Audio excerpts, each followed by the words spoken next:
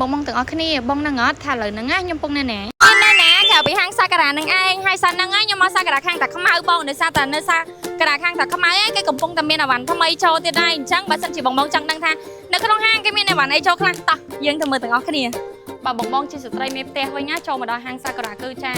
មានអវ៉ាន់ច្រើនមែនតែនសម្រាប់បងរើសគឺដូចនៅក្រោយក្នុងខ្ញុំណាមិនមែនមួយធ្នើក៏មិនមែនពីរធ្នើដែរបងច្រើនខ្លាំងមែនតែនសម្រាប់បងស្រីដែលត្រូវការចូលរួមកម្មវិធីដើរលេងមួយខែម្ដងមួយខែពីរបីដងបងមហោស្បែកជើងមហោកបោកចង់ដោម៉ូតផ្លែកមានតែយើងណាមហោសាការ៉ាបងអូនតូចបើឃើញវីដេអូនេះហើយកុំភ្លេចទឹកដៃម៉ាក់មកសាការ៉ាផងដោយសារថយនៅនឹងស្អាតណាថាអវ៉ាន់ចូលជាធម្មតាទេអវ៉ាន់ចូលគឺអវ៉ាន់ថ្មីមកទៀតហើយចម្លែកប្លែករហូតបងអវ៉ាន់នៅសាការ៉ាគឺមកមុខមានតែមួយអញ្ចឹងចង់បានគឺត្រូវតែមកឲ្យបានមុនគេបើអត់មកបានមុនគេគេយកបាត់ទេ